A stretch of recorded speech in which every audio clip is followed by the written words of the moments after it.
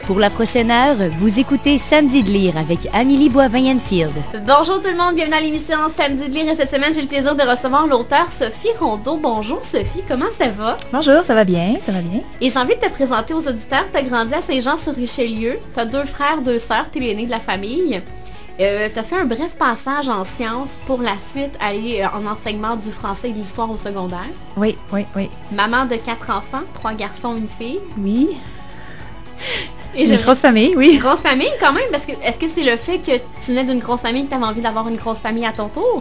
Je pense que oui, parce que j'aimais ça, c'est ça, là, avoir c'est comme des amis finalement, là, les frères, les sœurs, les demi-frères, les demi-sœurs, là, on jouait beaucoup ensemble, là, fait que je voulais, c'est ça, que mes enfants vivent un peu la même chose, là.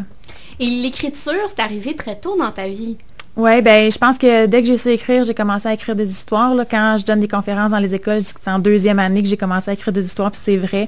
Puis j'ai continué comme ça, tout mon primaire, tout le secondaire. J'ai comme écrit mon premier roman en secondaire 1, qui faisait 112 pages, que j'avais fait lire à mes amis, puis un autre à 15 ans. Puis j'ai continué comme ça, mais c'est juste à 26 ans que j'ai publié mon vrai premier roman. Et tu voulais être la plus jeune auteure du monde? Oui. Je voulais être la plus jeune auteure du monde, puis je me suis rendu compte un jour, je pense que j'avais 12 ans, que dans le livre Guinness des records, il y avait une petite fille de 10 ans qui avait déjà publié un livre. Fait que si j'étais foutue, je ne pouvais pas être la plus jeune auteure du monde.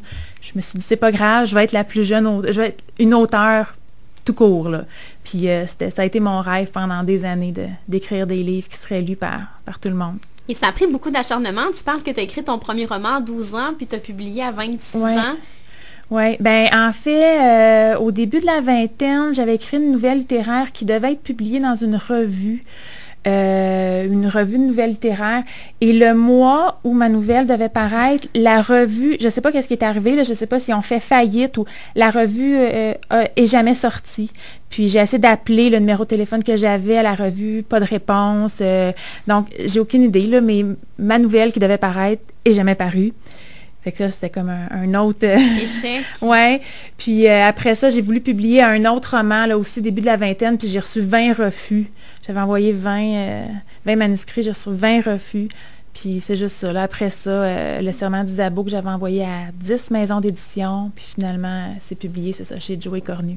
Alors, faut pas se décourager quand on veut être auteur. Ouais, faut avoir une tête de cochon, faut croire en soi, puis faut continuer, puis continuer. Qu'est-ce que tu dirais justement aux jeunes qui nous écoutent ou aux adultes qui rêvent de faire ça pour justement se lancer là-dedans? De persévérer, parce que c'est sûr qu'il y a beaucoup de gens qui veulent écrire des livres, il y en a vraiment énormément, puis il y en a très, très peu qui se publient. Fait que c'est ça, c'est de persévérer, de cogner à toutes les portes, de relancer les gens, des fois de voir ce qui se publie, tu sais, quand on envoie un manuscrit à une maison d'édition qui ne publie pas du tout ce genre de livre-là, ça vaut pas la peine non plus là, de faire ça. Fait que bien ciblé. Ouais, c'est ça, se tenir au courant. Puis écrire tous les jours. C'est sûr que quand on écrit une fois par semaine, à un moment donné, on perd un peu la main. Quand on écrit tous les jours, puis même des fois quand on n'a pas d'inspiration, écrire quand même, ça finit par venir quand même, là. Puis des fois, il y a des idées nouvelles complètement là, qui jaillissent, puis... Fait que c'est ça. Fait que moi, je me traîne toujours un petit cahier d'écriture avec moi. Quand j'ai des idées, les noter aussi tout de suite, parce que sinon, ça passe puis on les oublie. Fait que les noter ou s'envoyer des messages. Des fois, je m'envoie des messages sur mon répondeur avec des idées. J'écris ça dans mes cahiers, puis après ça, c'est ça. Ça peut devenir des histoires. Et je lisais sur toi que tu avais toujours un petit cahier puis un crayon sur ta table de chevet. Oui. Parce qu'à un moment donné, quand j'ai souvent des idées en rêve, là, ça m'arrive souvent. Et à un moment donné, je réveillais mon chum la nuit pour lui dire « Hey, j'ai une idée, dis-moi tel mot, demain matin, je vais m'en souvenir, puis ça peut devenir, une histoire. » Puis là, le lendemain matin, on se réveillait, puis là, je me disais « Ah oui, c'est vrai, j'ai dit quelque chose cette nuit. » Puis là, je disais « C'est quoi que je t'ai dit? » Puis il me disait « Sophie, je m'en souviens pas, je dormais. » Fait que là, il faut vraiment que je me force pour l'écrire, arrêter de le réveiller, puis écrire l'histoire, même si des fois, t'es endormi, puis... Fait que c'est ça. Fait que, entre autres, ma série pour enfants, Adrien Rossignol, c'est venu d'un rêve que j'ai eu. C'était le shérif Rossignol dans mon rêve, puis finalement, c'est venu un détective. Fait que c'est ça. Et tu commences toujours à écrire dans un cahier, puis après, tu écris à l'ordinateur. Oui. Des grands cahiers spirales, et puis j'aime ça écrire aussi avec des crayons de différentes couleurs, selon comment je me sens, selon... ça dépend. Des fois, je peux écrire en rose, en orange, en vert, en mauve.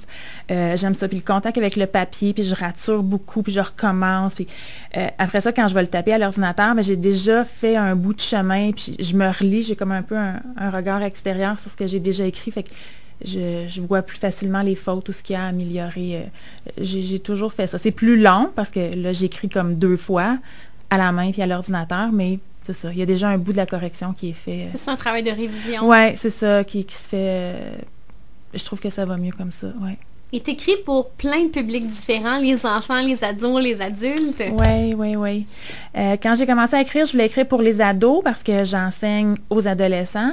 Puis c'est quand j'ai eu des enfants que là, j'ai commencé à écrire des histoires pour eux ou eux m'ont demandé des histoires et c'est là que j'ai commencé à écrire pour les enfants. Puis après ça, sur la maternité, parce que j'ai été enceinte 4 fois, puis je me suis beaucoup informée, puis fait que là, j'ai écrit un peu des livres aussi sur la maternité pour les parents, pour les futurs parents.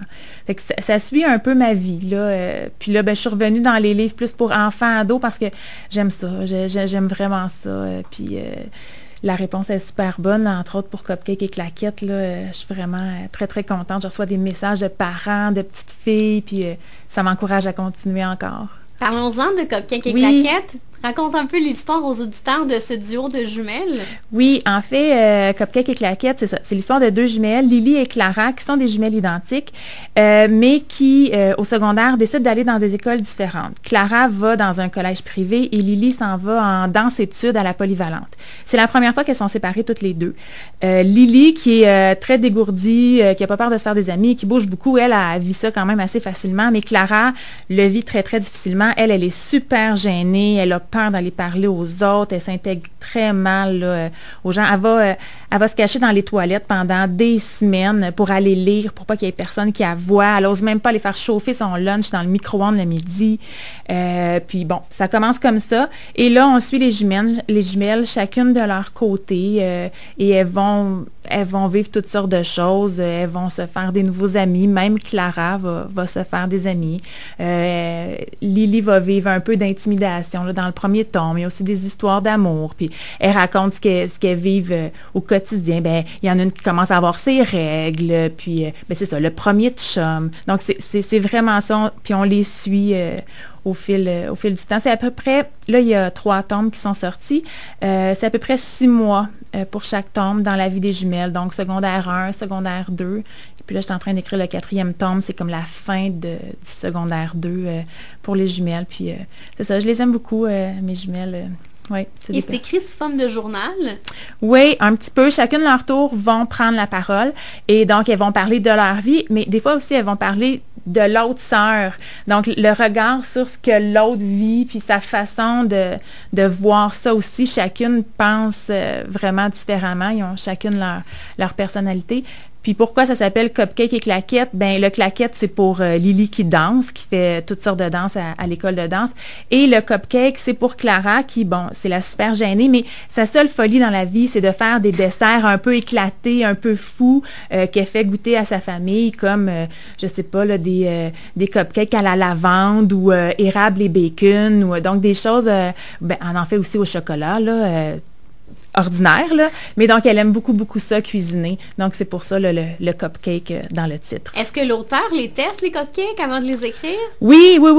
En fait, oui, parce que il y a des recettes, à la fin de chaque livre, il y a des recettes, et je me suis inspirée de différentes recettes et j'en ai comme concocté une nouvelle pour le livre. Dans le premier, c'est ça, c'est une recette de cupcake au chocolat. Le deuxième, c'est un pain au citron. Puis dans le troisième, c'est un shortcake aux fraises. Fait que c'est des recettes que moi, j'ai pas inventées, mais bon, je me suis inspirée de d'autres recettes puis je les fais. Moi-même, je cuisine beaucoup, beaucoup, beaucoup. J'aime beaucoup ça, faire des desserts. J'en fais toutes les semaines pour mes enfants.